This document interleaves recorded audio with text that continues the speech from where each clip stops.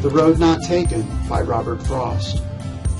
Two roads diverged in a yellow wood, and sorry I could not travel both, and be one traveler. Long I stood, and looked down one as far as I could to where it bent in the undergrowth. Then took the other as just as fair, and having perhaps the better claim, because it was grassy and wanted wear. Though as for that, the passing there had worn them really about the same, and both that morning equally lay in leaves no step had trodden black. Oh, I kept the first for another day. Yet knowing how way leads on to way, I doubted if I should ever come back. I shall be telling this with a sigh, somewhere ages and ages hence. Two roads diverged in a wood, and I took the one less traveled by, and that has made all the difference. Welcome to Unit 7 on Making Decisions. In this unit, you will have an opportunity to examine your own personal decision making and have a chance to think and reflect on why decision making is so important. Sometimes we find ourselves struggling with making decisions, and we recognize that the act of making a decision sometimes freezes us, and sometimes it frees us.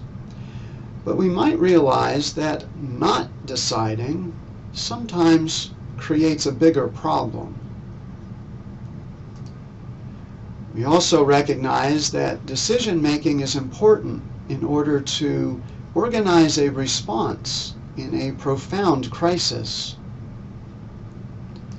Sometimes decision making just simply helps us choose better strategies or paths.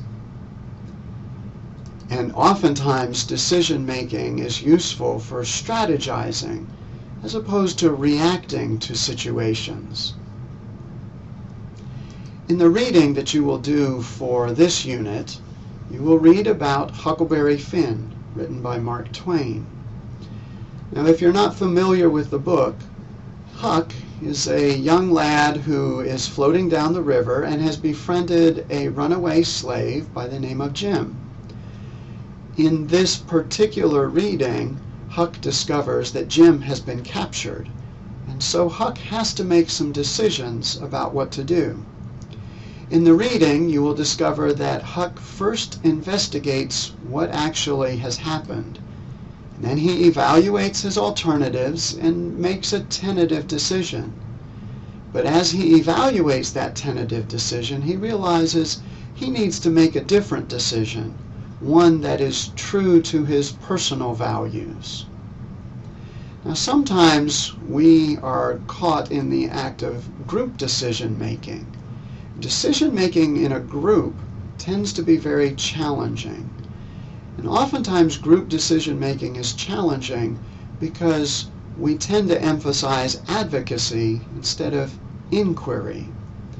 Inquiry is where a group gets together and evaluates all the possible alternatives that one could choose. Advocacy is where each participant simply places his solution on the table and then advocates for that one over everybody else's. In group decision making, we tend to have conflict. The best kind of conflict is what's called cognitive conflict. This sort of conflict is where everybody is engaged in debating the pros and cons of every possible alternative. Whereas affective conflict tends to be the emotional conflict that people tend to engage in because they are emotionally attached to their solution. Group decision making often is most successful if you find multiple alternatives. Search for that creativity.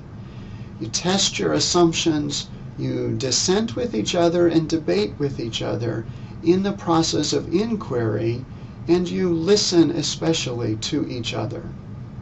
I would encourage you to read this article, What You Don't Know About Making Decisions, even though it's not required, it does give a different perspective on making decisions.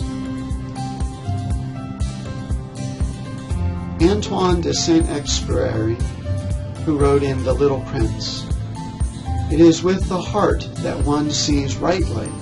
What is essential is invisible to the eye."